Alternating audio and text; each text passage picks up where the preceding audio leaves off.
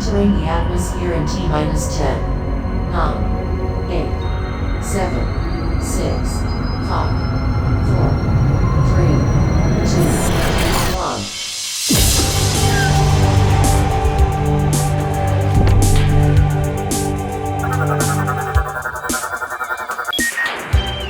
Hello everyone and welcome to the Omega Metroid podcast from OmegaMetroid.com.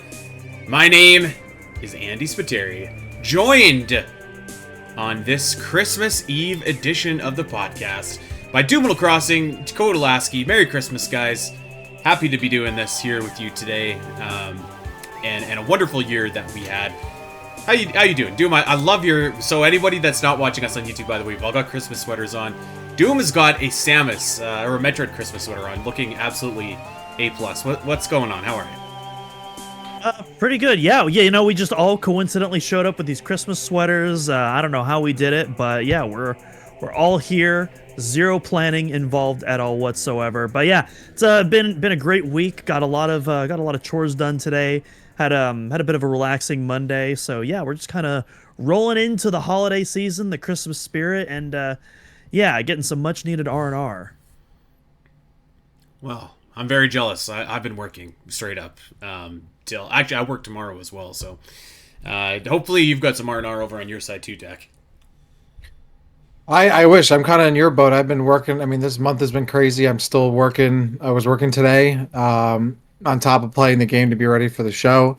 Not that that's work, but yeah, no, definitely going to be still working here and there, into the end of the year. Like, definitely will try to break, as much as I can, but also, I got to drive home tonight. I got to drive back on Christmas. I got a bunch of other driving to do, whatever New Year's brings. So I don't know if I'm going to get as much R&R as I was hoping or anticipating this break, but I'm glad that at least some semblance of a break is here. And yeah, it's Christmas time. Feels like it flew by. A little bit, yeah. But that's how it goes. Yeah, it's I mean, it's Christmas Eve by the time that everybody is listening to this, so we hope that you are enjoying some time with family, with friends, loved ones, maybe cooking up a good meal, and maybe even trying to give to those that might not have any of those things as well, if you're able to. So happy holidays to everybody. If Christmas isn't your thing, just happy festive time of the year anyways. And yeah, we are I have been excited about this particular episode actually for a couple of weeks. We're getting to the end of our Metroid Prime 4 journey. So from start of the game till the end, we're nearing the crescendo. And today we are indeed going to be covering the Great Mines, and as well as the kind of the cleanup of the game. So like acquiring all the mech parts, the green crystals, all of that kind of stuff. We're going to talk about it all, and we're basically going to end off right before you can go and do the final little bit of the game here. And I think what better way to end 2025 than next week, the grand finale of Metroid Prime 4. We're going to talk about the final boss. We're going to talk about the ending. We are going to talk about, pretty much just the story in general. We were going to do kind of a separate story episode, but I really think that is kind of part and parcel with the ending of the game. So we have it all on tap for the last episode of the year, which actually coincidentally is also our 300th episode. So lots of big things kind of coming together here in serendipitous fashion. It was meant to be. End. Yeah, it really was. It feels like it, doesn't it? So lots of cool stuff here. But yeah, so today I am excited to talk about the Great Mines. We have a little bit of stuff to get to before we talk about the Great Mines, but generally speaking, I feel like I am in the vast minority with this, but I thought that the Great Mines was actually like the coolest area of the game. Not necessarily what I would call a traditional Metroid area, but by this point, I've kind of made peace with that. I really, really enjoyed the Great Mines. I don't know about you guys. Just we don't have to get too in depth. We'll get into it, of course, but just like general first word association with the Great Mines. What do you think? Fine. Um, well, I mean, word association. I thought it was pretty okay. It was pretty good. I enjoyed it more than I was maybe anticipating because Andy, you said that you liked it, so I was like, oh, it's probably trash. I thought But you were gonna hate it, to be honest. Yeah. I mean, I kind of am with you where like this is what the game is. So if that's what the game's gonna be, like, give me more of this kind of stuff. Like, there's a lot of combat, which was cool. I think like the whole section that I had played from like getting um the thunder shot and like the second Silex fight up until like the mech, like, search, whatever, the mech part search. I would probably say it's maybe the part of the game, like that section, that I've enjoyed the most so far, just because I feel like there's more weapons to play with. The combat, like, it's given me some more stuff to do. I mean, I guess it's just trading the Cybot fights for more Griever fights, which are okay. I thought the bosses were pretty good. I enjoyed the boss fights. Um, yeah, I think. I mean, the bar's pretty low for me there, but I thought this section of the game was pretty good. I enjoyed it for the most part. Okay, well, that was better than I thought it might be. I thought that I might be alone here today, and I wasn't ready to die on this hill for the great minds by any means, but I think that, yeah, like, of these areas, putting in context, like, we're talking about the areas in the game, I think it's the best one, or the one that I enjoyed the most. So very excited to talk about that. But you're right, we do have to back up a little bit, because we left off last time. We had just defeated, oh my god, what is the boss of the flare pool's name? Feneros, is that right? How could you forget the best boss in the game, Andy? Feneros. We haven't talked about the best boss in the game yet. We'll get to that this episode. Yeah, so we beat Feneros, we got the grapple beam, and we are now going to collect the final shot upgrade. We're going for the Thunder Chip. So what does that mean? Bust out your guitars. It is a trip back to Volt Forge. And back we go. And we go to the fourth floor of Tower 1. So, like, the very, very basement. You've probably seen the collapsed catwalk, the room where you needed the grapple, and you've probably been itching to get up there for a large portion of the game. I did as well. Get your grapple, you go through, and you could just, like, immediately tell, like, this is going to be a boss fight. And I was pretty confident at this point that if it was going to be a boss fight, I was like, it's probably going to be Silex, or like Robot Silex. So I was actually, like, pretty ready for another Silex encounter. That's exactly what we've got. So I'm gonna lay out a couple thoughts here. One, I thought this fight was actually, like, really good. Like, I really enjoyed the fight. I liked the electrocution or the electricity on the floor. I thought that it built nicely off of the first fight. But by this point as well, I was, like, very confident, and spoilers, this is correct, that this was not Silex. This is another robot, just, like, disguised as Silex. So I felt like that took away from the fight, like, a little bit for me. But I thought that the fight itself was, like, again, like pretty good. I would say it was better than the first fight. Yeah, I don't know. It was an interesting one, because, like, I feel like I should have liked it more than I did, and the story implications made me like it less than I maybe should have. I'm in 100% agreement with there. I think the story implications brings the fight down, but just looking at it from a pure mechanical standpoint, I think it's freaking fantastic. I especially think I think it's really creative, not just, in the combat, but again, how you have to use your abilities. I love how you have to continuously, like, grapple all around the walls as he's electrocuting the floors and the walls, and you can't just stay in one spot. You have to keep moving, but then while you're latched on the wall, you can also, like, take some pot shots at him. It's like, it's a really dynamic fight. Yeah. More than I would expect from, like, what the game has offered in terms of its kind of, like, humanoid fights so far. So yeah, I actually had a really good time with this. There is more that I want to say about this, but it will have to wait until next week.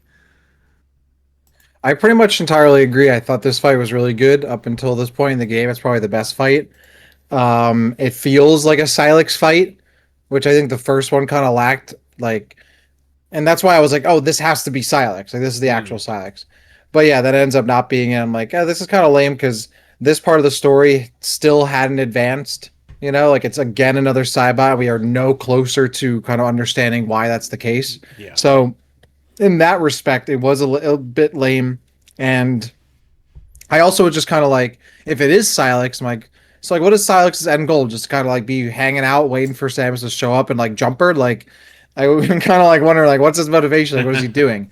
And that's something I thought around this time of the game is like, I've been through a good part of the game. Like, where is Silex? Where are the space pirates? Where are the Metroids? Like, what's happening with that? And we weren't really getting any closer to it. So that was certainly a little bit of a letdown. But yeah, mechanically, gameplay wise, this fight I thought was very enjoyable. Felt like a Silex fight. Like Doom said, it was dynamic. Felt different and fresh, and not just like an enemy that has a weak spot and then it spins around the room and then you gotta dodge it. Like it had some other stuff going on, so that was cool. Yeah, so I like this fight. I just wish it was actually Silex, like you said. Yeah, Dak, did you beat the game yet, or are you still he has final not. boss? Okay, I have not. I literally just got the last mech piece. okay.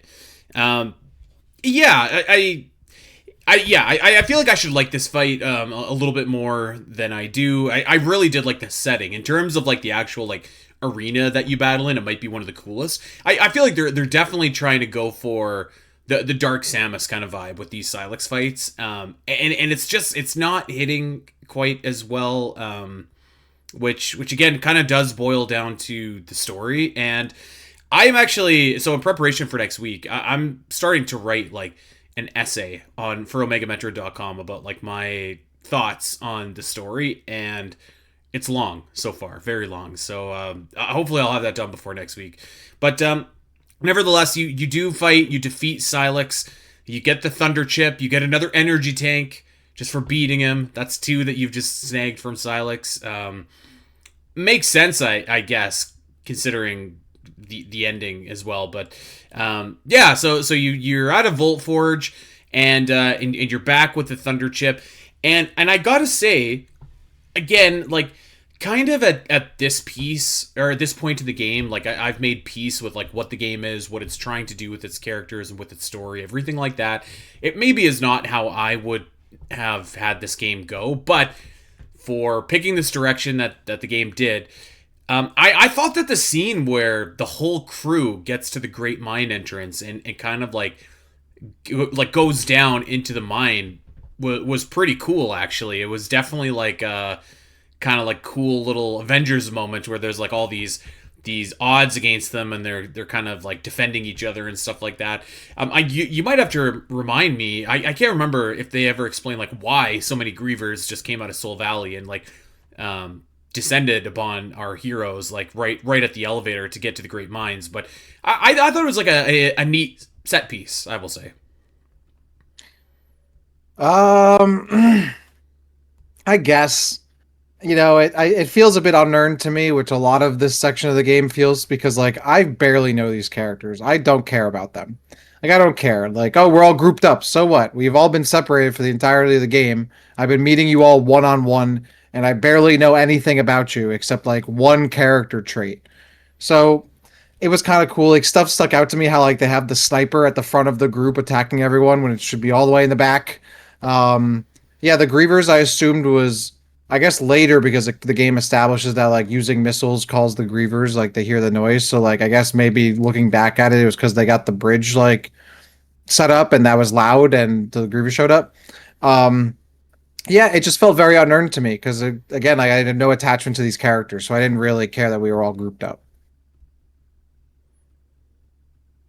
Yeah, I guess it's my turn. Yeah, you were talking a lot about this in your stream deck, but there's a lot of a very popular term from the 2010s, ludonarrative dissonance, going on in this game, where it feels Yes. like, stuff just kind of conveniently happens for the sake of it happening, and that's kind of what like the whole Griever ambush felt to me. I didn't hate it by any means. Like, there was some cool animation there, but I also wasn't. I didn't feel like any emotional attachment to anything going on. I'm like. And we'll talk about more once we talk about like the story of the mines, but that section I actually like really started rolling my eyes to. But we'll get there when we get there. Well, this is like Yeah, the I could see start that. of this is the start of like this multi-part like sacrifice plot beat thing that happens where there are three different moments in this area of the game where Samus's allies all like sacrifice themselves or whatever. Four, actually, if you include this. I thought it was three. It's Because it's these two, and then Duke. well, Oh, and then Armstrong, and then we'll Vu. get You're to right. that. It We'll is get to four. It that. is Yeah. four. You know, you're right. But yes, this is the start of that stuff, and it's the ludonarrative dissonance thing is where the game tries to make it seem to me that the Grievers are like the most dangerous thing on the planet and are super crazy to take care of, and like in cutscenes, like we got to run from them and we can't fight them. But then you actually play the game and they die to like a single charge beam shot, and you can go mow down hundreds of them if you stood in place. That's I think the big thing to me is like we have these multiple moments where like, oh, the NPC has to stay behind because there's so many grievers. I'm like, why? I'm Samus. I should be able to melt all of them. Just walk off and stay behind me, and I will kill them. Yeah, that's this first moment where we have the sniper guy Takabi and the robot. You I have you guess staying behind as well. So there's a Takabi and couple you of them. stay behind. Yeah. Yes, they stay behind, and I'm like, number one, don't care about either of these two characters. They might as well die. And second of all, why can't they come with us? Like, why? I'm Samus. I should just melt all of them. So that's what I felt about it. Well, I'm not gonna push back here and say that like these were great character moments. I actually I think I'm a little bit more forgiving, but I'm pretty much on the same page as you, Doom, where you're just kind of like, okay, especially given the end of the Great Minds, which we'll talk about. But I just thought it was like as a set piece, and I'm just like, okay, whatever, this is happening.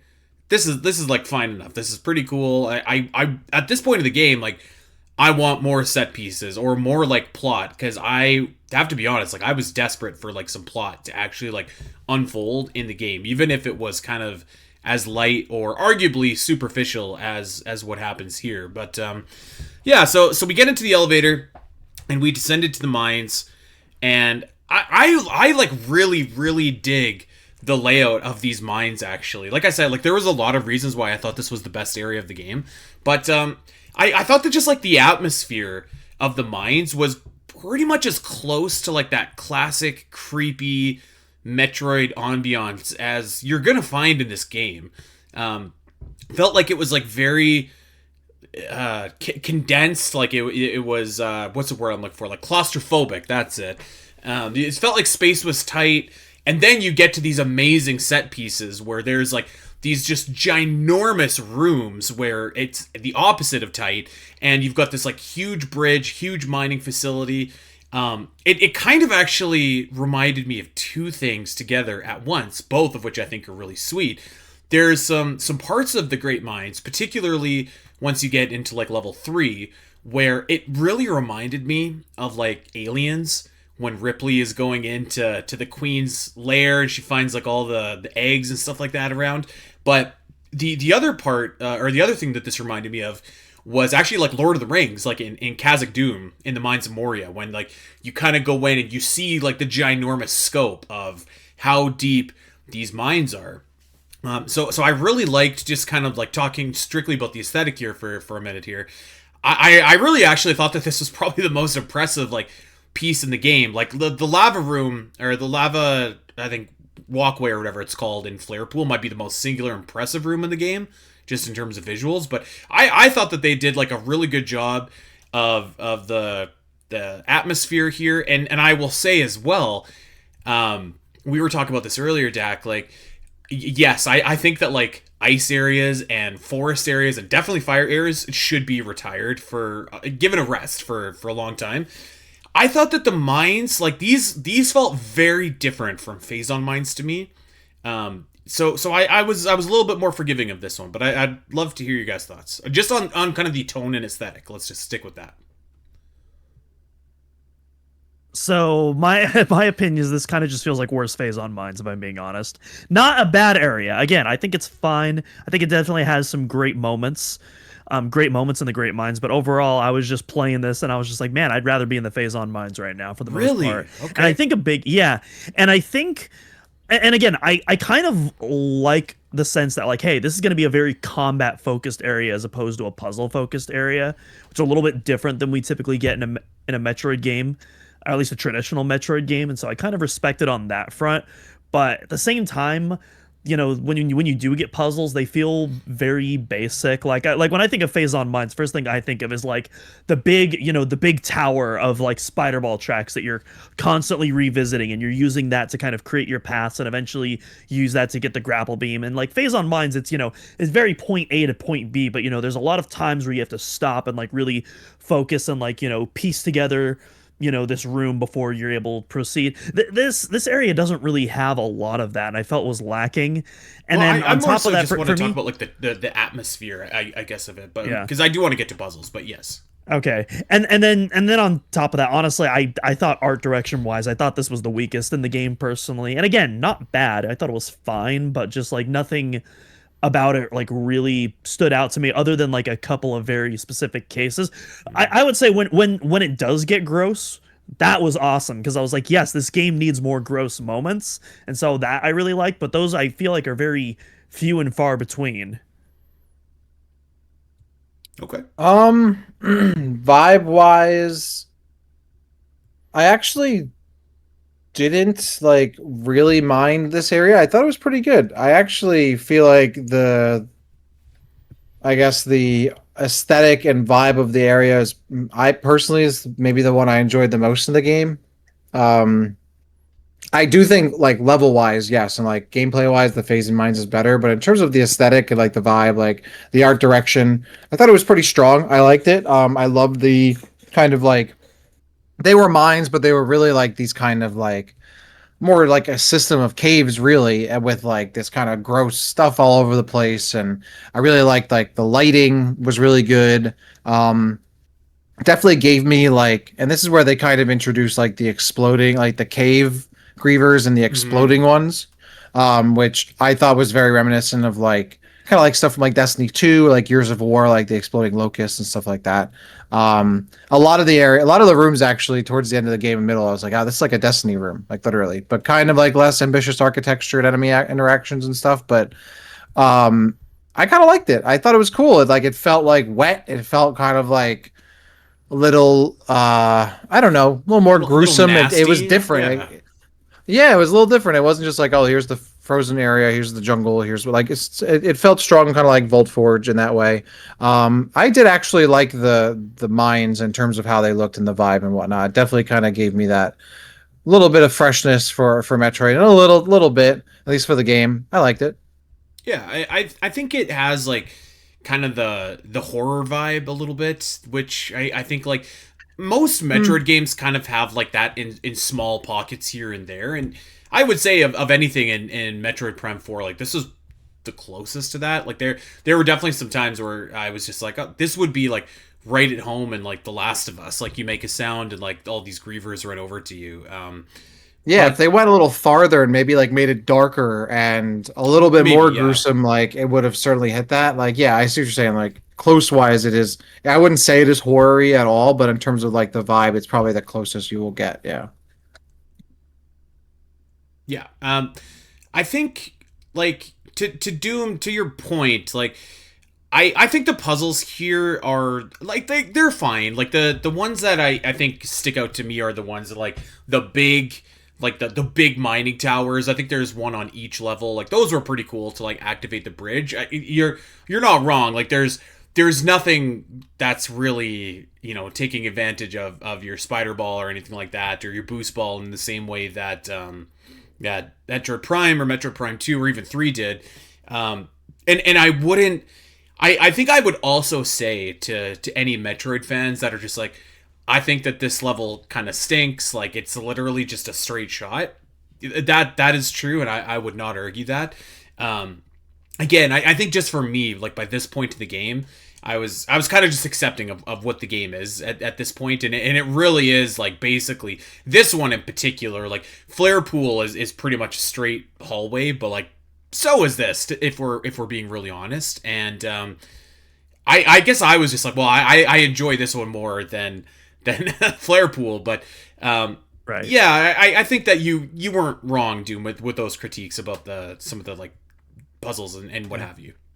And I think the spider ball in particular is a big one too, because that's like one of my favorite upgrades in Metroid Prime. The geothermal core puzzle in Metroid Prime 1, probably my favorite moment in that game. I adore that puzzle so much. And as you mentioned, Prime 2, Prime 3 have some like absolutely crazy death-defying spider ball puzzles that like makes your hair tingle a little bit when you see like kind of the drop zone where it's like I need to pull this off just right. And Prime 4, I can only think of really one moment that has something like that for an expansion, and even then, it's a fairly basic puzzle. And I was really hoping the mines, since technically you collect the spider ball and ice belt for a little bit, but like this feels like the area where like it really should be fully utilized, and you get a little bit of it, but it doesn't get too crazy. He plays it pretty safe with the spider ball, and so that probably I'm very biased towards the spider ball, so that probably definitely influenced my opinion a little bit there. Yeah, I mean, I think this area introduces like, I mean, you have the spider ball, you get like the slingshot, The tether which nodes is or cool. whatever, yeah. Yeah, and I was like, this is really cool. Why is this not in the game more? That's pretty much what I got. Like, why is it not earlier in the game, and why are they not doing more with this? Like, this stuff is interesting and compelling and fun, and they, I mean, barely do anything with it, which is a shame. I really liked like what they were trying to do with some of the spider ball stuff and the slingshot, and they just don't do enough with it. I would include the boost ball in there as well. Like, it's super super cool to see like the psychic boost ball track, but it is kind of like you enter, it goes, you're done. So I don't disagree with that actually, like, at all. But I hate to keep saying, like, again, I was kind of like, okay, this is what this game is at this point, and I'm still just like, okay, like the visuals here are really kind of carrying the load for Metroid Prime 4, and I thought this was like a very visually just kind of like cool area. I could also see, and I was anticipating this from you guys here, so I'm surprised that we haven't brought it up yet.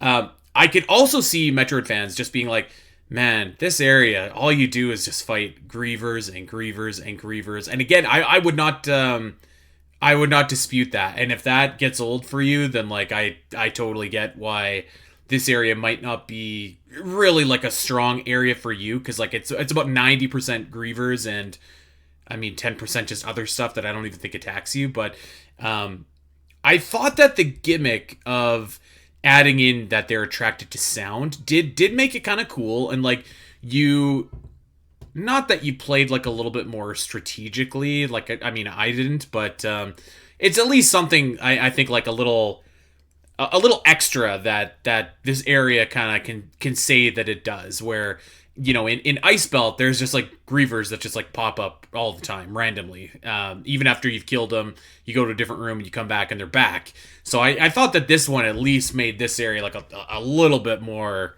I don't know, compelling. Yeah, I actually really like the sound gimmick, and honestly, kind of going back to Phase on Mines, pretty much all you're doing in Phase on Mines is space pirates. True, Maybe yeah. the occasional Metroid here and there, but it's pretty much just all, And I guess technically there's like different types. You got like the beam troopers, you got the regular pirates, the shadow pirates, but even still, like you're fighting them pretty much the same regardless. And so I actually didn't mind like fighting the grievers, and I thought like from a gameplay mechanic, I actually thought that was like a really interesting idea. Eventually, I will play this game on hard mode, and I think that will actually improve it, because I think Dak and you both agree that the grievers in this, at least a normal mode, are a bit too easy. So I'm hoping that hard mode definitely enhances that section a little bit. Yeah, grievers Yeah, are tough I in agree. hard mode. I played like the first up to Volt Forge, the end of Volt Forge, and they're harder for sure. This definitely feels like an area that hard mode is probably a lot more entertaining. I mean, I definitely was okay with it. I don't mind like more combat. It was pretty much just like a gauntlet of you enter this room and because the enemy variety is pretty much not there. Like as much as sure, like you fight the pirates in the phase on mines, or the ing, and that goes pretty much the same way regardless. Like at least there is some variety, and it does like at least give you something visually different to work with. But in this one, it's pretty much like the regular cave grievers, which are the same as regular grievers, but like they'll do the dash or whatever. So like you just have to look out for that, and then the exploding ones. Cool. I think if there was just a little more enemy diversity in this section, just a little bit more, I think it would have been better. But I thought it was okay. Yeah, I mean at this point, like if they're gonna force me into combat fights, like I don't mind taking on these waves of grievers. It was okay. I wasn't hating it, but it certainly could have been better, but it could have been worse. That's the bar right now. Yeah. I will say I would hate to see there's like that big Hulk Griever, like the big Mama Jamma that you fight eventually. I felt like it took forever to beat that guy on normal. I would hate to see that dude on Which hard mode. one? The not the Omega, the not other the one. boss, but like the bigger the brute brute. Griever. Yeah. Oh, really? Because I thought that was super easy. I mean, you just spam the thunder shot at it and it dies. Like Maybe even maybe when you I'm have just when doing you it have the wrong, I robot don't with know. you. I mean, they were cool. I love the enemy designs of the big Grievers and then the Omega Griever boss. Like the enemy designs are really cool. But at the end of the day, like you're just locking on and mashing, and Yeah, I think it's there's not some. like it's hard. I felt like it took a lot of like missiles in order to beat it, but that could just be me. Yeah, missiles, sure. But also like if you don't want to attract more grievers, you don't use the missiles. So I was just using like the other shots and the charge beam, and you pretty much get through them. I think the only thing that really like it asks of you is maybe to like dodge a bit and like kind of be cognizant of the other grievers you might not be focused on and like avoiding them, and like that's cool. So yeah, I mean I enjoyed it for the most part. I gotta say, Say another guys, thing. sorry, dude. Super quick sidebar here. I heard from like the biggest feedback that we got from last week's episode. You know that enemy that I was complaining about in Volt Forge with like the 3 gizmos on it? Yeah, you're supposed to use I guess you're supposed to use Viola, and there are so many people that are way smarter than me that did that, and they were like, "What are you talking about? This boss is super easy." And I was just like, "Oh my god, Andy," I shake my head. So, thank you to everybody for telling me that. That will make subsequent playthroughs much better. I did the exact same thing, so don't feel bad. But I will also be taking advantage of that on hard mode. But no, what I was going to say is, like, another thing that I actually really enjoyed about the Griever encounters is they don't just spawn in front of you. They will constantly spawn behind you. And I actually heard some people complain about that. I actually really like it because I feel like the radar goes pretty underutilized for the most part in the Prime games, but this area kind of forces you to use the radar to kind of orient everything that you can't directly see. And because you'll constantly have them crawling out of the walls behind you, like it really like kind of forces you to kind of you're not just standing and pointing in one direction. You're constantly like changing, checking the walls. And so I actually really like I kind of really like how they treated the spawns of these. Like it really did feel like they could come from anywhere. Well, let's talk about some of the set pieces that happen here while you are in the Great Mines. So the first big set piece, I believe this is on level 1. So Samus, Duke, and Armstrong are teaming together. I like the little camaraderie between these guys. I think that it's, again, for what this game is, I think it's totally fine and like inoffensive. You get to a point where like you have to do like you have to put a drill in the ground, which is of course making the Grievers go crazy, and Grievers are coming from everywhere. It's a pretty cool action set piece, and once the hole is there, Armstrong jumps, Samus jumps, and Duke stays behind. He's just like, save the world, kid. I got this. And I was like, okay, that's fine. I was kind of like, I hope that this actually means something by the end of this level. And I kind of thought, I was like, well, the first rule of storytelling in video games and movies and anything is if you do not see this character physically die, they're not dead. So I was like, well, I'll probably just see him later. So it was kind of a nice moment, but I was like, well, we just did this, Literally upstairs. 10 minutes ago. Like that's Yes. the biggest thing. Is like we just did this with 2 other characters. I was like, oh no, Duke, at least I kind of care about this character. Maybe this was twofold. Number 1, we just did this. Number 2, why is Samus just jumping in, not even thinking? Like Samus should like be making sure everyone else gets down there first. So that way if something goes wrong, Samus can be up there at the top to defend and whatnot. Instead, Samus just like, yep, all right, I'm going in, and then is shocked or not, I don't know, about Duke not being there. Which again just happened upstairs. Like, why would Samus not think, all right, I'm gonna make sure no one else does this because that was dumb. But she doesn't. She just is not even thinking, just moving forward, just holding forward. Like it almost is to the point where Samus literally is the player character, in which case she is just responding to whatever button presses I'm putting in. And if I haven't put in a button press to care or think about something, she's not doing it. Also, really don't like in this room how we once again have a situation where the characters I need to heal are just standing out in the open, not taking cover. Like, no wonder you're getting down. You're just standing in a room as you're getting swarmed. No one tries to take cover at all, ever in this game. I didn't even try to bother to protect them because you can just heal them so easily. I just let them get downed. It's just like I let them just be magnets for the enemy. It's like, yep, fine. You guys can stand in the middle of the room. No big deal. I'll heal you when you go down. And then Duke decides I'm gonna. Oh, Duke decides to do this, and then Armstrong is so broken up by this. Even though earlier in the game, I'm pretty sure, maybe just after this, Armstrong didn't even know if Duke had any kids or not, or any family. I don't see. They don't even seem to really know each other. I can buy that. Okay, awful, I can maybe buy that. Like you're a military guy. You're just like, I'm not talking about my life outside. I could maybe. Yeah, but then they that. do. I guess. Okay, fine. And then Armstrong's like, we've got work to do. Like, this was so unearned. Duke did not need to sacrifice himself. No, none of this needs to be happening. And now it's super serious. So yeah, this whole set piece was lame. Yeah, so yeah, this was extremely stupid for a few reasons. Like you mentioned, Andy, first rule of thumb, if it's off screen, they're still alive. I didn't buy any of these sacrifices like any. I was fully expecting like, okay, we're gonna get our victory lap with everyone eventually, sure. But then on top of that, and Dak, I was ranting about this to you in the chat during the stream as well.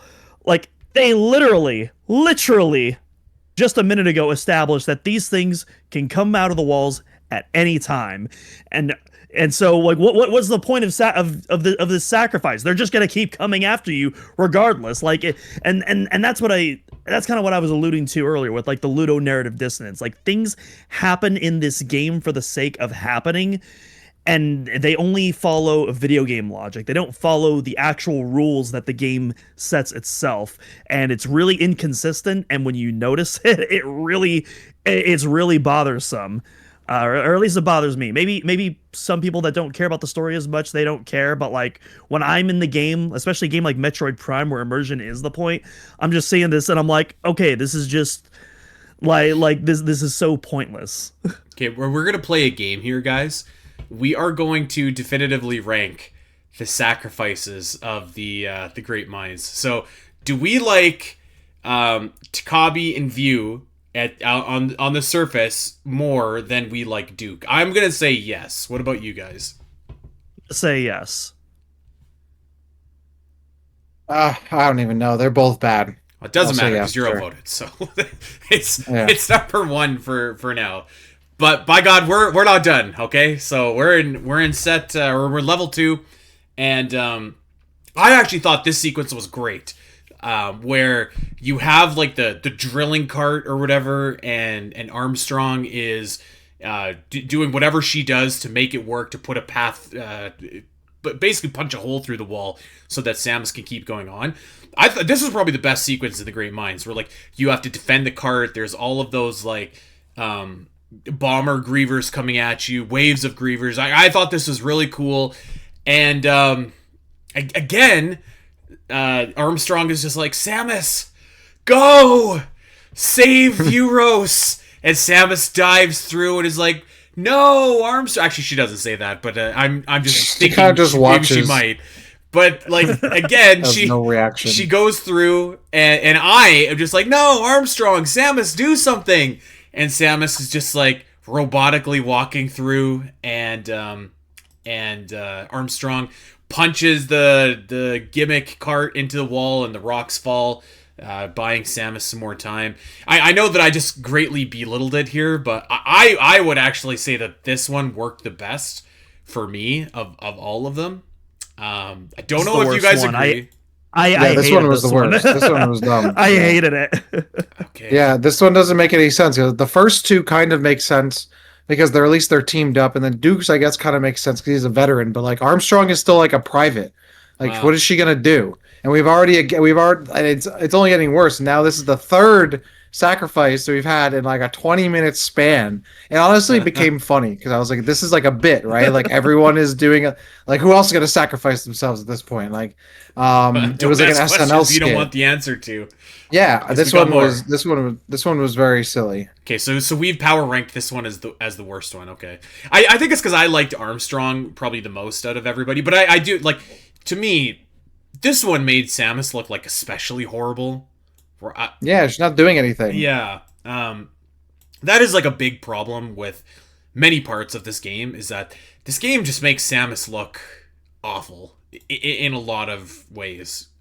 Even if like she wasn't still not talking, if she at least was like, I don't know, a bit on top of things a bit more and not just kind of just holding forward and not thinking about things at all, like I'd be okay with that. But I agree, like she doesn't see, like doesn't jump to the rescue, doesn't make sure that everyone's all good, doesn't go in last to make sure things are all right, doesn't stay behind, She doesn't seem keep- human. Like, she seems like a robot. If she was Literally like seems you like said a last robot. week, if she was a robot and the Samus thing went away like the Silex fights do, and like it was just like a Cybot, I'd be like, yep, that makes sense. I mean, if this was the first Metroid game and I didn't know that Samus was a human underneath, I would literally be like, this is a robot. It's a cool looking robot. Vu feels less of a robot than Samus in this game. Well, I will say mean- they're both competing. They're both. I mean, Vu doesn't have literally has no character at all, and not even like Gore, who has a little bit of a personality. Like literally has zero character. When you first meet the character, you talk to him for 2 seconds, and he's already gone. That's how little character development he has. Yeah, they're both competing for most robotic character in the game, which is crazy. Yeah, you meet Vu on level 3 at some point. I gotta say, I think Vu is the worst companion in the whole game. I think he's annoying. I disagree. think that his power was like kind of okay, but I just thought that this character was like super super annoying and just like I don't know, I didn't like it at all. It reminded me of I a can't less even- good version of Robo from Chrono Trigger. I disagree. Vu's my favorite of the squad. I love Vu. He's the homie. You know, he can smash stuff. And I guess we'll get to the next sacrifice. I thought like out of all the sacrifices, I think his made the most sense at least. I will say I think Yeah, his I was agree with done that. in it was the most logical way. But since I don't like this character, I can't say that I loved it. But him just yeeting Samus across that divide. That made the most. That it made the most sense. 'Cause Yeah. that was at least something where I'm like, okay, Samus probably still could have gotten across the gap, but like in a split second, like okay, he yucks her across. Like, all right, I'm okay with that. Like, it wasn't like the Griever situation, the previous one. I still think like Vu like is essentially almost not a character. So like I can't even really compare Vu to the other actual characters in the game. I mean, this is it's literally a personalityless robot who says nothing but the objective thing that they are participating in or doing. So I would almost not even call this a character. In which case, I like Vu because Vu is just. I'm like, we need more of these guys. These big robots that can rub stuff down, rub weird walls down, and like punch through things. I'm like, great. This thing only talks about the objective and whether or not I can do something, and then does the thing, and doesn't have these other stupid lines or one-dimensional character development. So, yeah, this one made the most sense to me because Vu is literally a robot I have no connection to. So, Well, I It think that's why the Samus sacrifice doesn't work though, is because like you have no connection. Well, And I no, know that it- the other it- ones don't work either, but like it works in the sense that it only works on a logical level, and the other ones don't work on a logical or character level to me. This one at least works on a logical level. I'm like, okay, it makes sense. And then I'm like, all right, great, it's a robot, and Samus walking away from it and not caring makes sense because it's literally a robot that Samus met 20 minutes ago. Who cares if it gets destroyed by Grievers? Like literally, who cares? So that one was fine. Doom, I'm curious what makes Vu your favorite companion. I'm a sucker for sci-fi robots, and like I'm not gonna pretend that Vu is like, you know, like the best sci-fi robot. I like no, not even close. But I think again I think the bar that we're working with on this game, like I don't know, I dug Vu. I thought he had, I think there's a really good. I really like the trope of in sci-fi of like very serious dialogue that's juxtaposed on like Android. There's like a few moments with him in particular where like he'll like fight an enemy, and he's like very matter of factly like apologizing for having to like defeat them, and like I thought there was like a really fun juxtaposition there. I don't know, I it worked for me. And that's fair. I'm glad that it did. I think this one felt the most like MCU to me, so I was just like, oh god. But yeah, so this sacrifice, it was the most logical, but like I guess just because I just did not like this character, quote unquote, at all. I would have ranked it the worst one, but I don't know. I guess I could see the argument where it's the best one too, because it does make the most sense. I don't see the MCU connection at all with Vu. What about I think it's just like the quippy lines as he's like fighting people or like something like that. I don't know. I wouldn't even say it's quippy he's though. not really. Yeah, he's not quippy. Yeah, he's not He's maybe literally not, like, just saying Yeah, literally maybe what not he's quipping. doing. I guess I just don't need him to narrate what he's doing. I don't know. That's fair, I suppose, but like the other characters are literally like doing dumb stuff. At least the robot is like logically making sense to me, so I'll give it a pass. And I'm not gonna. I mean, again, I think like you're picking the best of maybe the lower options. Let's just say. Yeah. But I do think that he just didn't work for me. But that's okay. You know what? One thing we didn't mention actually is that I was about to say the dungeon item, which actually like isn't incorrect, because I feel like this game really does feel like Zelda dungeons. The thing that you pick up in the Great Mines is actually the super missile, which felt like it was a long time coming in the game. It's basically like your second last pickup of the game, or your second last power up, assuming that you have got the legacy suit by this point. Dak, have you got the legacy suit? I don't even know what that is. I'm still in the Ferrari Okay. suit. Okay. Okay, so it's either the second or the third last power up. Then I want to say, am I right? I didn't there, even dude? know you. I didn't even know you could do the Great Minds with the Legacy suit. I thought you had to beat that first. So good to You might know. have to. Someone fact check me. But yeah. So super missiles are back, exactly as you remember them. You say exactly as you remember them. I mean, you get it like so. What I really love the super missiles in this game. What I love, they kind of brought back the charging animation from Hunters, where when you charge a missile, like it spins like the hood of the cannon around. But now it has like the echoes configuration, where instead of like all the flaps out, they're like kind of like pointed towards. And yeah, I think that new charging animation looks really sick. Definitely makes it feel like a super missile. So I really like that. I will say it did kind of feel a little pointless with the upgrade you earn afterwards. I think it would have served better unlocking this maybe earlier in the game, maybe at like the halfway Like a point or lot so. earlier. But yeah, as for the power up itself, I mean, I thought the sound design and the actual look of it was really cool, and it definitely, when you see the damage, it definitely feels like a super missile. Yeah. Yeah, I agree with that. I think it looks really cool. It sounds really cool. I really love the ragdoll effects. You can like hit some stuff and it goes flying, which is really cool, especially when you're like back on the desert and just can send grievers just like over a dune. Like that's very fun.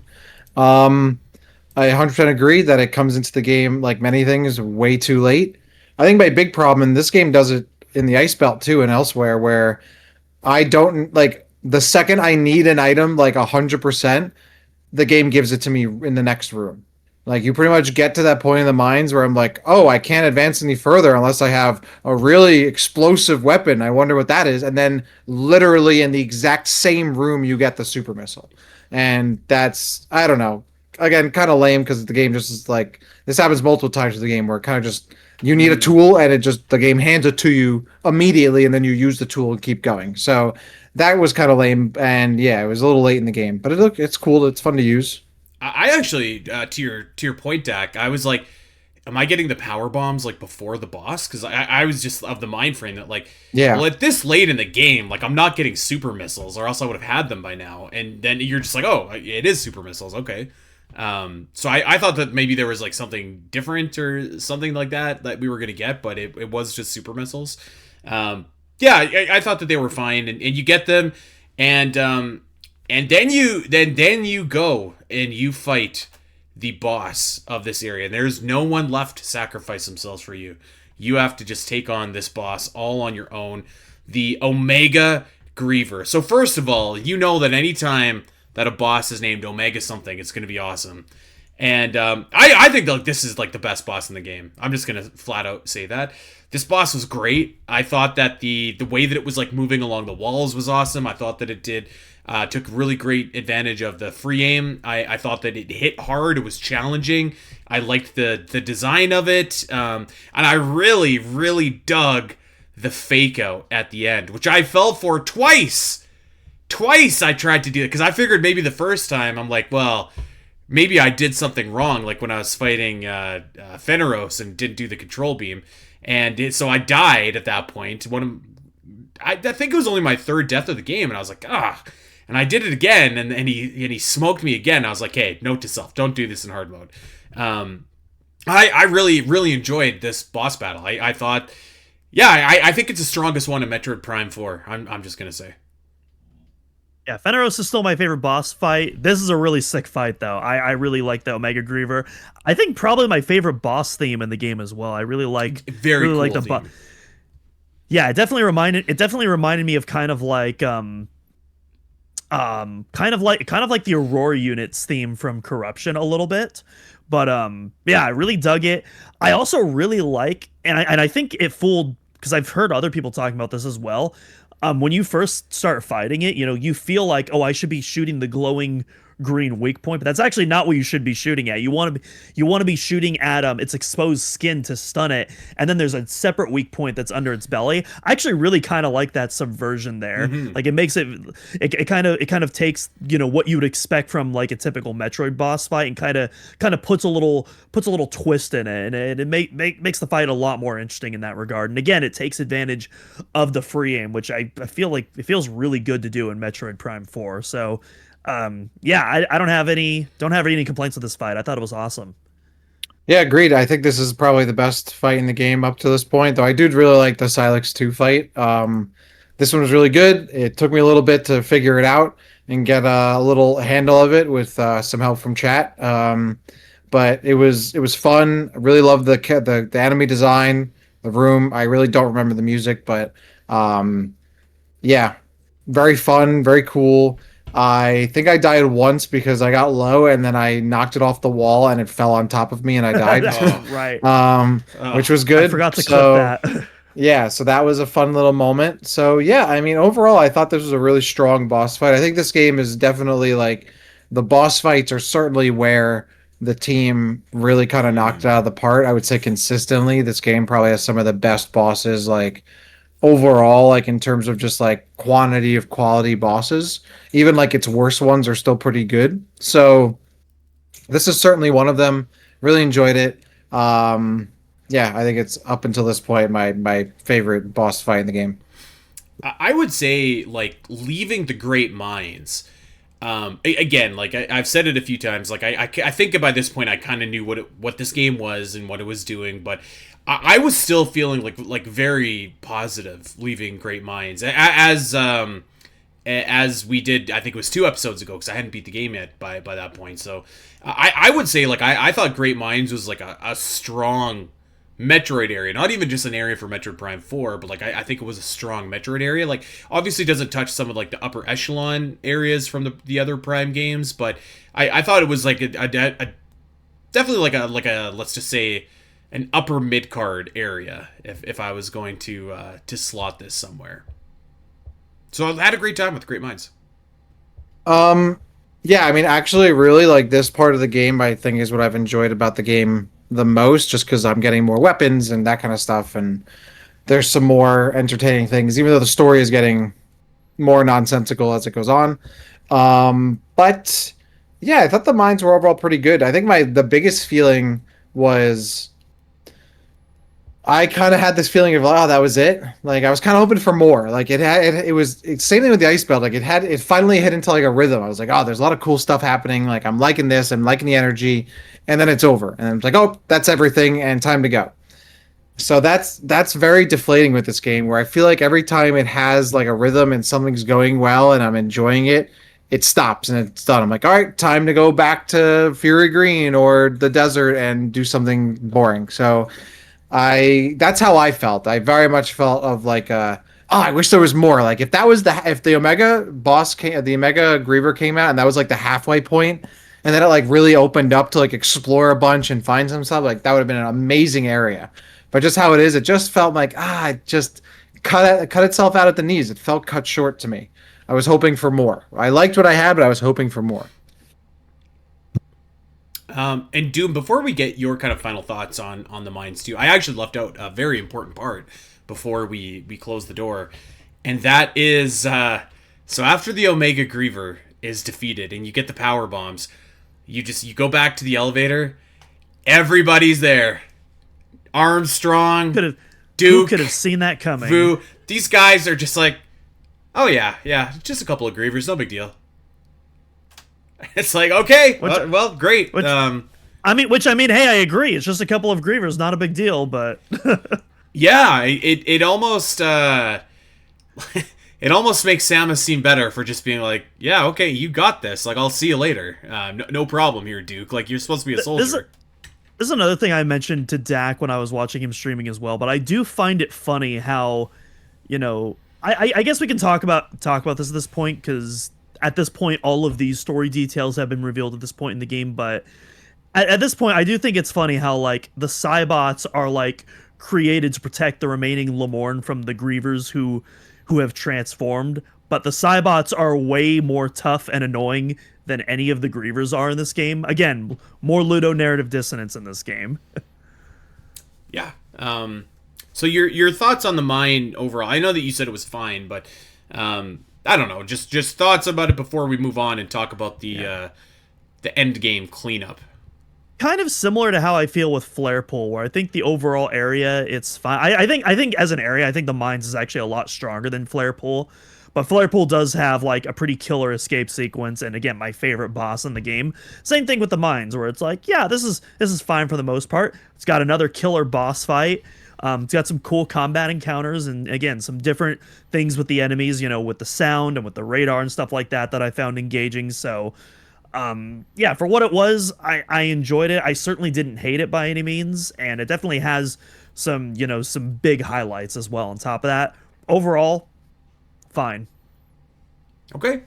Well, let's move on to the end game, because as you have no doubt seen as you are cycling across Soul Valley, there are a bunch of deposits of Galactic Federation debris, and most of them house a mech part that goes toward putting Betsy back together, the big golem from Metroid Prime Federation Force, which is just outside of base camp over in Fury Green.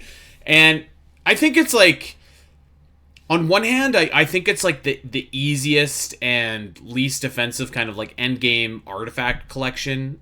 You literally just like, you get the teleporter from Takabi, you go and you just find these pieces and you just boop, and they go back to base camp. Like, that's pretty much all that you have to do. I will actually say, like, I really, really enjoyed finding the energy cells and the artifacts in Metroid Prime 3 and 1. I will say I didn't think Metroid Prime 2 did the artifact quest very well. I thought that the Dark Temple keys were like too much. But I kind of liked that you had a reason to go back into like all these other areas and maybe explore parts of these areas that you hadn't yet. And I do kind of wish that, like, maybe there could have been some more mech parts for you to find. Like, there's the one in Flare Pool, which we'll talk about in a second. But like, other than that, you are just kind of like in the desert. So I appreciated it because it was like quick and easy. But I also was, to steal a line, looking for just a little bit more in terms of like the challenge of going to get them. Because like at this point, like, you have clearly seen where 5 of the 6 are, like, no doubt at this point of the game, and you just go get them, with the exception of one, which I want to save the Flare Pool one, and I want to save the Power Cell for a quick second here. But just general thoughts on how this compares to other Metroid Prime games. I think I pretty much agree with everything you just said there. Even Echoes, I personally like the Sky Temple key hunt. That being said, I think objectively, like, it's a pretty poorly thought out piece of the game. Even though I get enjoyment out of it, I definitely see why others don't enjoy it, and if I was directing the game, I probably would have removed that, or at least toned that significantly down. But yeah, otherwise, I think I agree with you. While it's technically the easiest one, where you probably have to collect even less than the energy cells in Prime 3, it doesn't give that same sense of like, explorative satisfaction, I think, because of how the game is laid out. Because most of the pieces, like you said, are just kind of lying around the desert. They're pretty much all pinpointed on the map, so they're, you don't really have to, go that much out of your way to find them. And the puzzles for getting, most of these pieces are pretty basic. You don't really. I feel like the shrines, if anything, use a little bit more knowledge than even the mech parts. Yeah. And then yeah, for the one that is not in Soul Valley, you also don't really have to go that much out of your way looking for it, like you do with maybe some of the energy cells even in Prime 3. Yeah. I pretty much agree. I wish this was something that had to explore the world of the game more. I mean, and even like in Prime 1, like the artifact hunt, like a lot of those artifacts you get just by normally playing the game, or if you kind of already went out of your way to explore a little bit. So by the time you get to the end, you really don't have to get a ton of them. I think my biggest gripe with it is I hate items that are made specifically to solve a single problem that the game introduced. So like you get I first had to find Takabi, who's like wandering the desert for some reason. Why? Why is Samus the only one going after these mech parts? Everyone else has feet. They don't have a motorcycle, but why? There are 5 of us. We can't all go in separate directions and all get one and maybe meet at the last one. Maybe I'll get 2. Takabi's like camping or whatever and like doing nothing. And also for whatever reason has the exact thing I need to find to get this teleporter thing. Fine. And then he tells you some stupid story about how his family was hunters. That's why he's a hunter. Again, like the second campfire story was at least kind of related to his faith, but the first one could have been said by anybody. Anyway, he gives you the thing, and then I get this teleporter.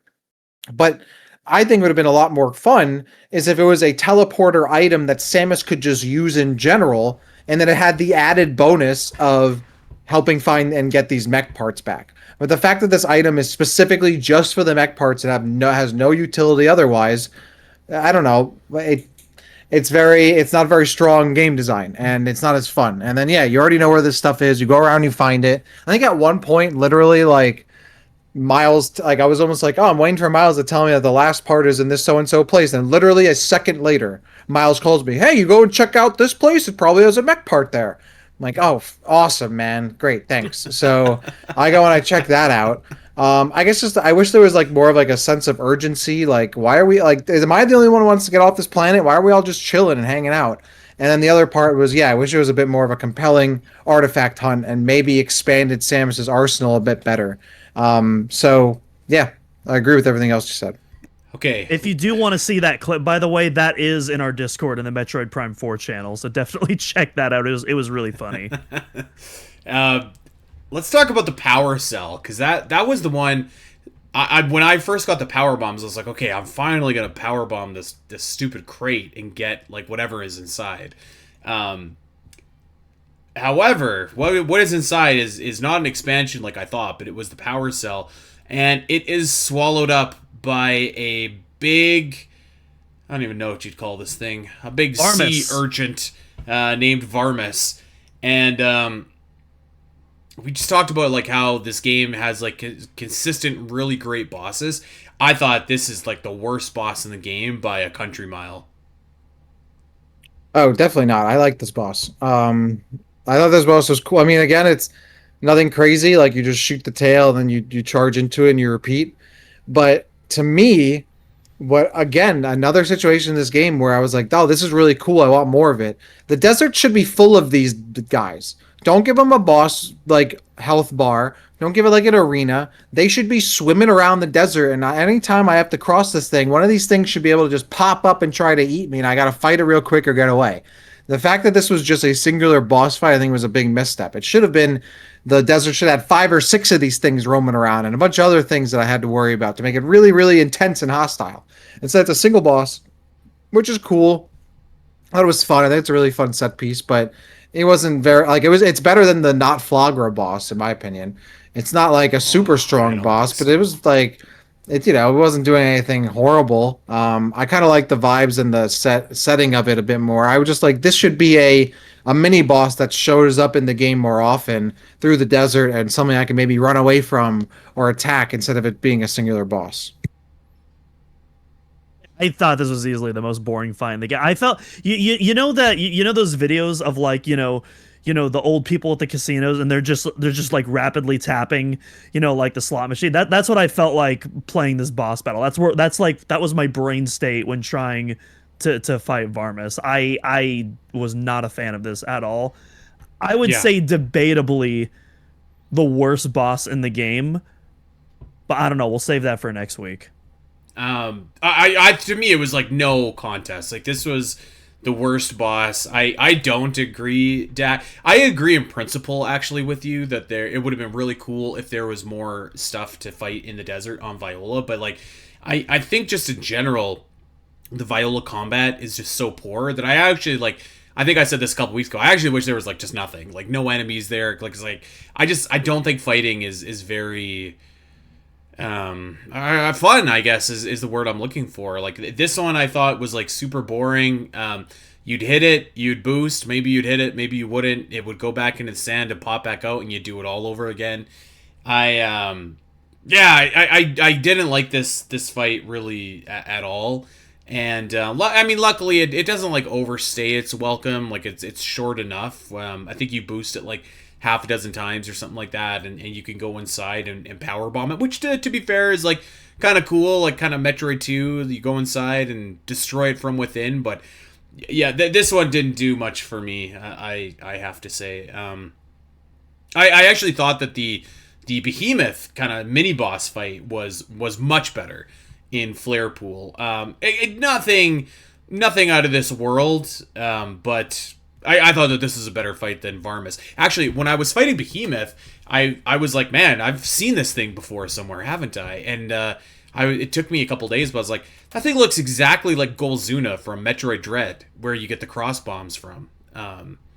So maybe they're related. I don't know, cousins or something like that. But yeah, so you beat Behemoth and you go and you get the last part that you need, which is hidden away in Flare Pool, the particle cannon, so the big Mama Jama, and you're good to go. But any thoughts on Behemoth before kind of we move on?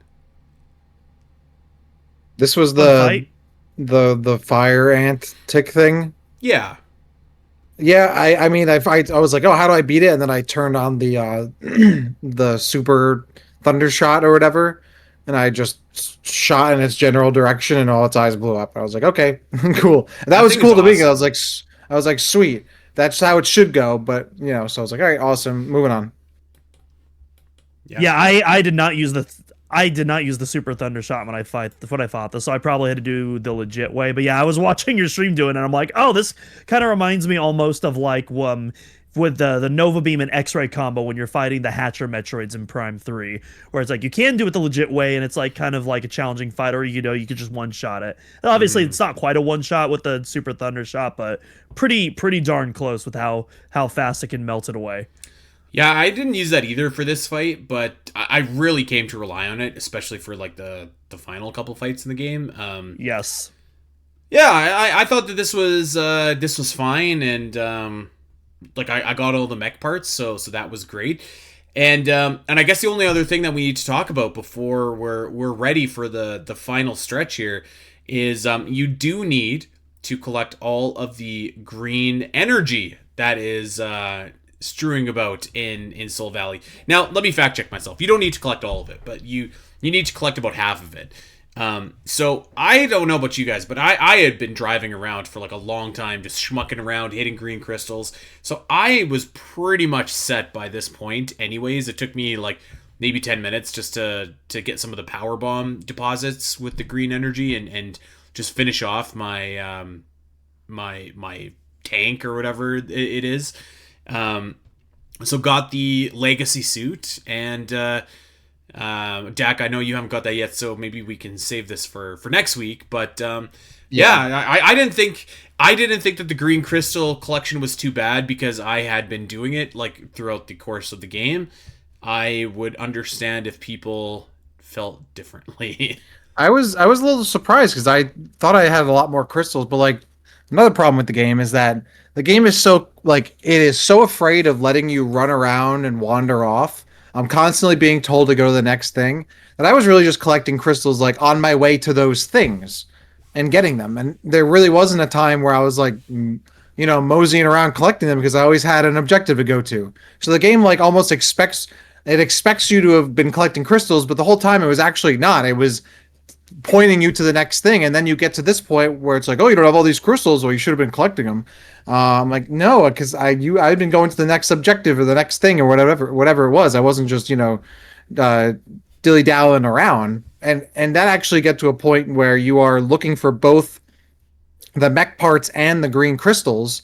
And God forbid I go off the beaten path to get a couple green crystals, and Miles gets you on the phone. Hey, you going after those mech parts? I'm like, I'm going after both, man. I'm going after both of them because that's what you told me to do. So stop calling me.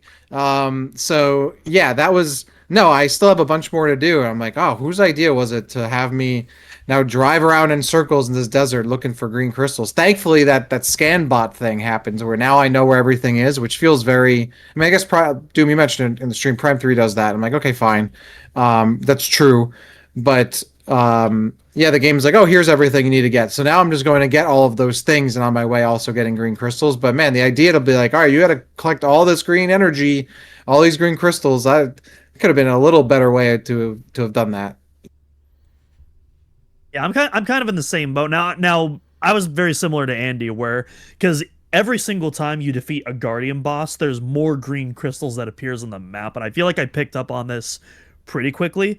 So I was kind of every single time I did a dungeon, I would kind of do a lap or two around the map collecting like the next set of green crystals. So I was pretty on top of things by the time I got out of Great Mine. Then of course you do the last sweep is, you go for the legacy suit. But yeah, that being said, I even though I didn't really have a problem with it, one, as we mentioned a couple episodes ago, the act of collecting green crystals, I just don't find fun in general. I was doing it because it felt like something, because I wanted 100% the game and it felt like something important. But obviously most people that play in this game are not going to go for 100%, and I don't think the game does quite the best job of like foreshadowing its importance later for the end game. It just kind of throws the green crystals and just says, hey, deposit them at the tree, and then it just kind of leaves it at that. So it's really where the game will over explain like tons of stuff that you already know, and then under explain like really important aspects that like you should be on top of beforehand until the last second. So I definitely think there could be some improvement there. Yeah, I don't really have much to say about it, because again, like, it didn't really affect my playthrough, but like, yeah, if you're someone who hasn't collected that much, yeah, I can imagine this is probably a huge pain in the butt. I will say to defend this game a little bit, and my man Big Mac Miles here, he does message you and say like, hey, make sure that you are depositing the green crystals a couple times during the game, so like you get your upgrade for like just the power of your beam. I think, what are the other ones you get, Doom? Like a faster control shot. Yeah, I never else. used the. Yeah, I never used the control beam boost. That just felt kind of plain. Although maybe neither did I. Actually, I used it in the last fight. I will say. I was about to say, now that I'm thinking about it, maybe I should use it in the last fight during that one attack. The one that I'm thinking of, Andy.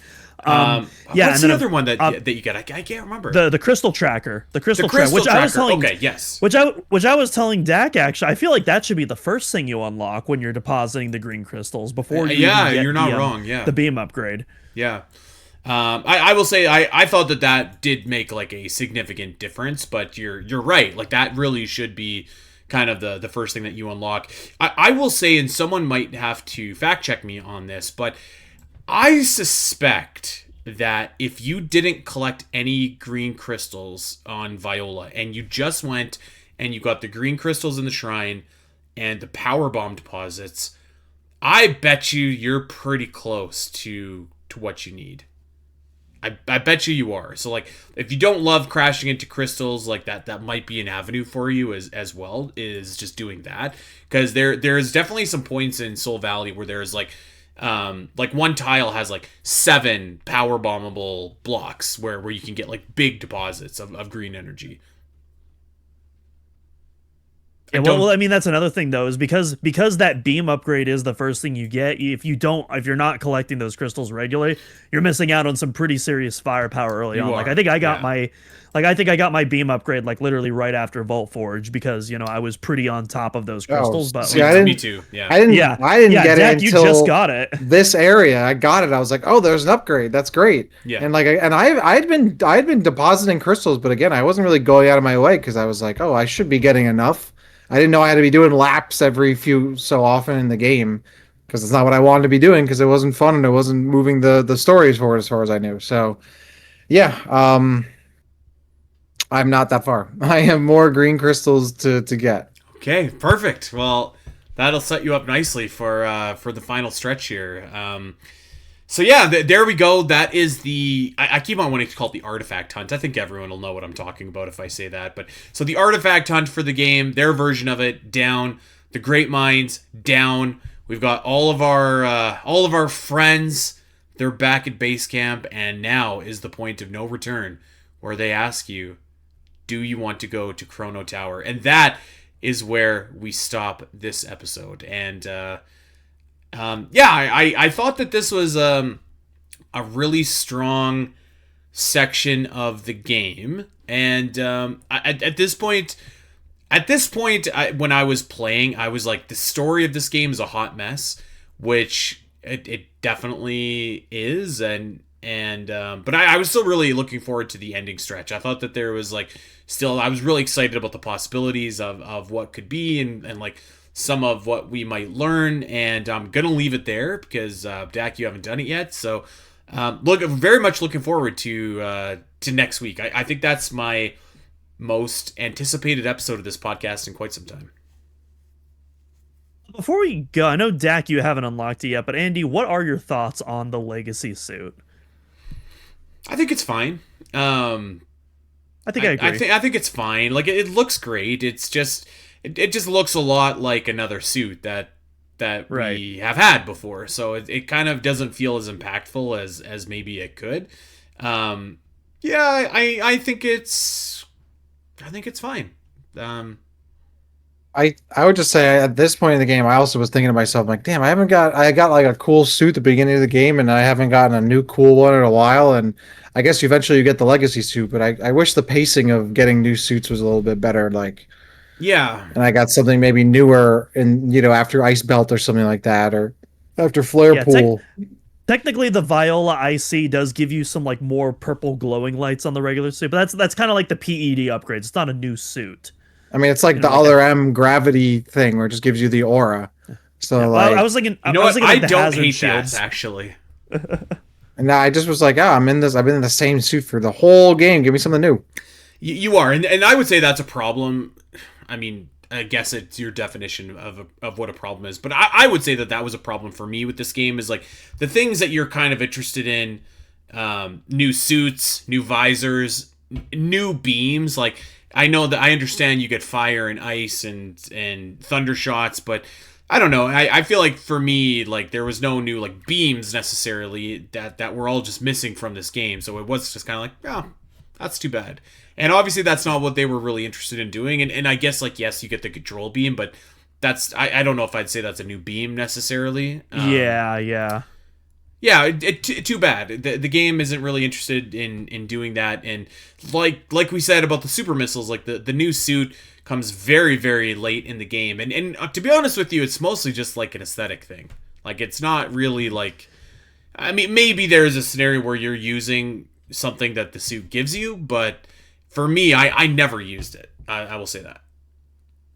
I will say I did. So I haven't done a full hard mode playthrough yet, but I had a copied save file, and I was just curious, like, what is this final battle like on hard mode? Because you can change the difficulty slider in the game. So I did replay the final boss, and I will say the that suit's ability does come in clutch for that final boss on hard mode. I will say.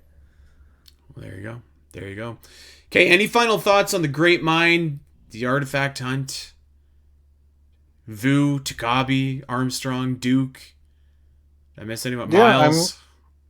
Some stuff was happening. I didn't hate this portion of the game. I think I felt there was a lot of silly stuff for it, but I thought it was, for the most part entertaining. I think like this is kind of what like I felt like, especially towards this part, like stuff is happening story wise, and there's a bunch of combat stuff, and I'm getting new items, and I was like, I wish the whole game was like this.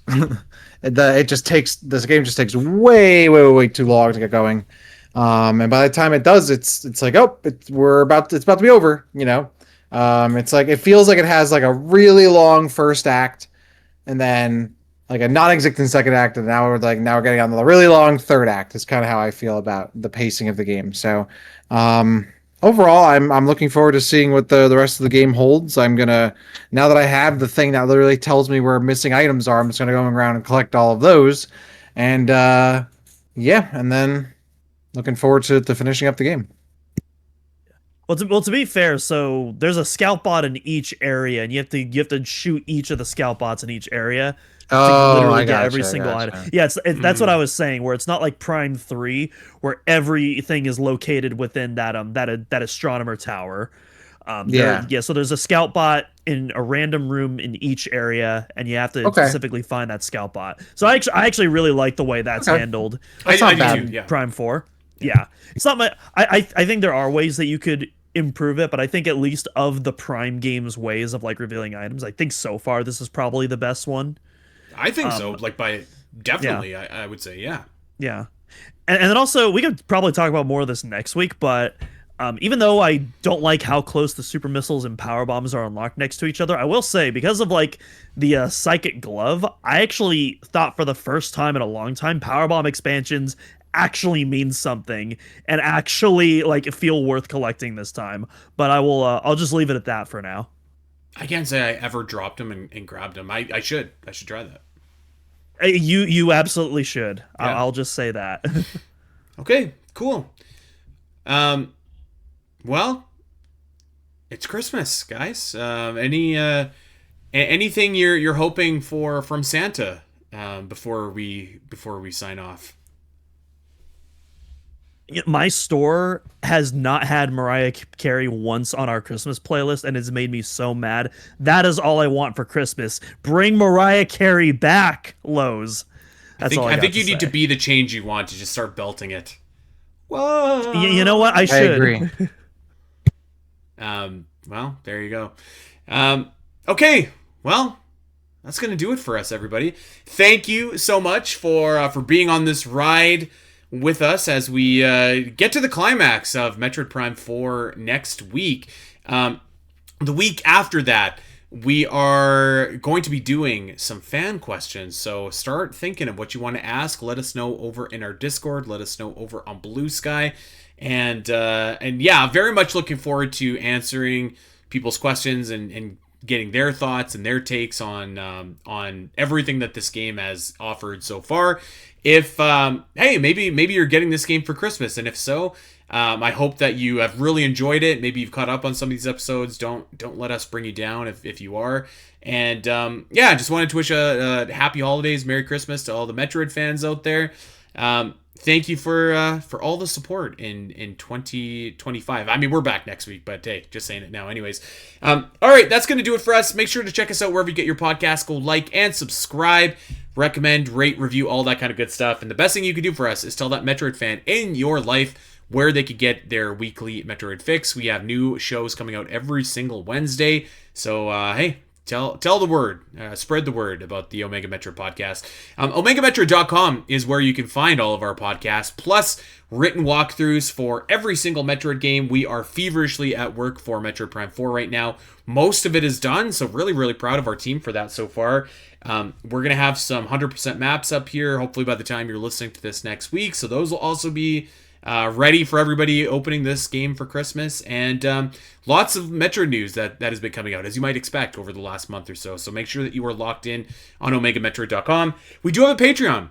If you want to take your Omega Metroid love to the next level, patreon.com/SPNet. Bonus shows of Gooey Plays Metroid. So me and my pal Gooey, we're making this guy play Metroid for the first time. So come and live vicariously through him as he experiences these games for the first time.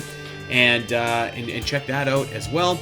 And lastly, you can give us a follow over on Blue Sky at Omega Metroid. I'm at Spiteri316. Dak is at Dak City, and Doom is at Doom Middle Cross.